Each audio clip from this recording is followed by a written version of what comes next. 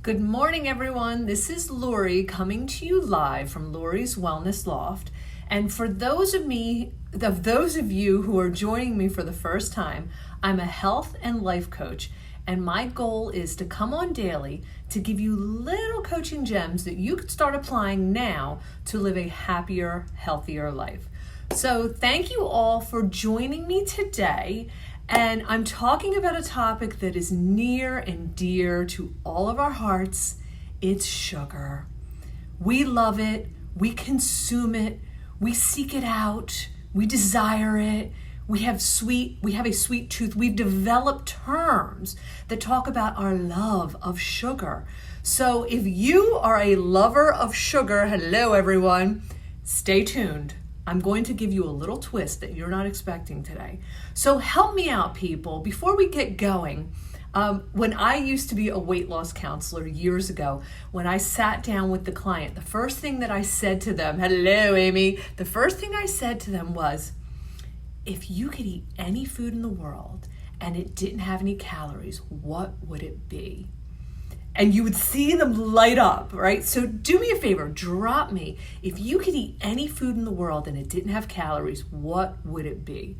I'm curious to hear what your answers are. So let me know what your favorite free food would be if you can have it. I would get, the expected. I would get the chips, the wings, the cookies. I would get vodka. I would get beer. But drop me your favorite free food if you could have it. All right, so let's get going. Sugar, let's talk about it. Most people consume way too much. And this topic right now that we're talking about is all about processed sugars. I'm not talking about sugars that are naturally occurring in your foods. Ice cream, thank you, Amy, for being honest. Come on, girls, let's join Amy and tell us what your favorite food would be. But most people are consuming 22 to 34 teaspoons of sugar a day. That's a ton, guys, it's a ton. So this is what goes into these seminars before I get on in the morning. So what I do is I have a little inspiration. Thank you, Christy, for your chips. That's mine too. I've never met a potato I didn't like. But anyway, I have an inspiration. So this morning I wanted to talk about sugar and how to stop overindulging in sugar. So what I do then is I research and I go online and I look up videos and I look up articles and I have like the notes that you will see. It's notes on top of notes on top of notes. So I sit and then I kind of Lorify it all.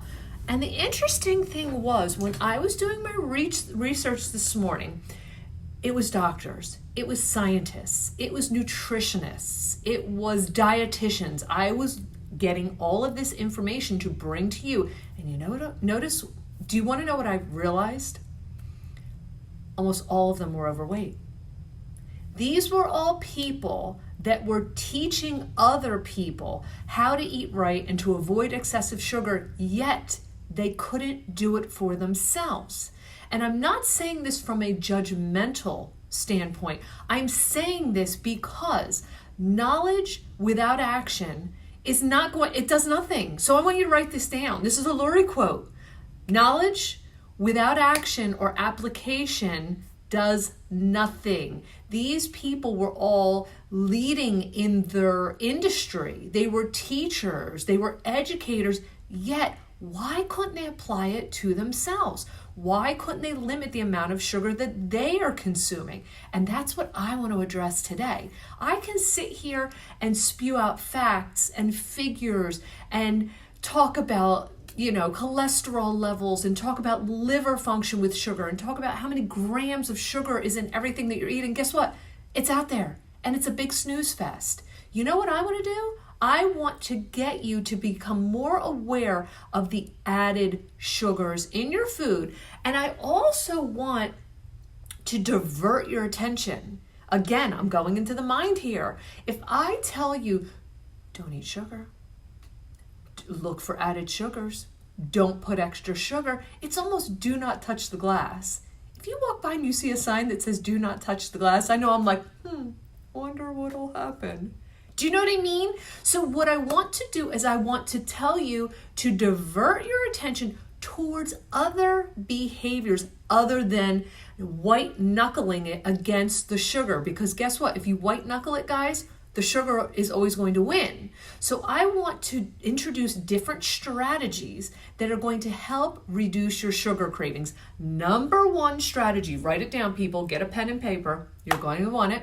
If anyone has to like bail out on this, I will upload it to my YouTube channel, and then I will also do a watch party later. Yes, Amy, amen. She read my mind. This is my sister. Don't buy it. Stop. Can you read it? Stop buying it. It freaking says it there. Number one, don't put it in your shopping cart. I have a rule in my household, and I have adult people who live in my house now, and I say, listen, I can't make a decision for all of you, but I'm making a decision for me. I do have a sweet tooth. I love sugar, and I don't want it. How do I put it on Do Not Disturb and the 800 numbers still get through? Anyway, if I have it in my house, I am going to eat it. So guess what I'm going to do? I'm not going to buy it. And if people in my house want sugar, guess what they do? They buy their single serving package, they eat it, they get rid of it. I don't want a bowl of candy sitting on my dining room table. I'm just not going to have it because I don't have the willpower, nor do I need to white knuckle it. So number one, don't buy it. Don't put it in the cart. It won't get in your body. Number two, if you're eating natural occurring sugars, you won't have the cravings. Here is a great example. I always tell my clients, eat 2 to 3 servings of fruit a day. Fruit does not make you fat, guys. Oreos make you fat. Cheesesteaks make you fat. Jelly beans make you fat. It's not an apple or an orange or a pear. Trust me, guys. Glucose is not a bad thing. It is fuel for your muscles. It is fuel for your mind. You need it to burn. It's okay. And if you avoid all sugar altogether, I love when people say, I watched a seminar this morning and he said, avoid all sugars. Do not have any sugars for 10 days and you will not want sugars. Have no white flour, have no dairy, have no, like, kill me now, guys. Like, I want to live. I don't know about you, but I want to live. So the thing is, you can't just cold turkey and white knuckle it. So the second thing is eat your fruit. I had a friend, she was very thin and she was so strict with her diet. We were at a sushi restaurant one night and she was so particular of how she ordered. Please, brown rice, not white rice. And I don't even want it on my plate. Like I just want, what is it? Sashimi when it's just the fish? Anybody help me out? What's the difference? Sushi, sashimi. My God, my tongue. Hello, Marianne. She's back. She's back for more. Well, anyway, she ate her whole meal, which was absolutely perfect. And then guess what? Afterwards, we were walking, we went to a candy store, she got a whole bag of jelly beans and ate the whole thing. So counterproductive, guys. Just eat the brown rice. At least you have the fiber and the nutrients in that instead of a bag of jelly beans. So good, better, best. We have it, what's good, what's better, what's best. Another seminar. Okay, next, this is one you're not going to expect. Get 8 hours of sleep. Your hormones are directly affected by your sleep. There are hormones in the body that control your hunger and cessation signals. I said that one right.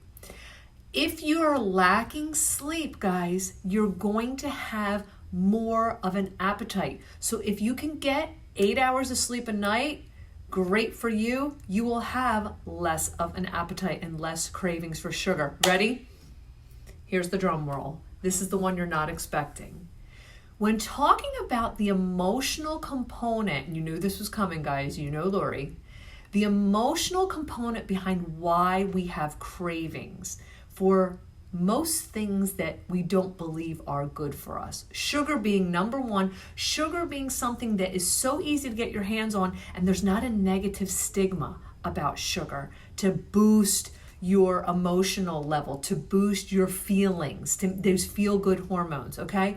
So when you are craving sugar, I often tell people it's because they're not experiencing the sweetness in life. So please write that down.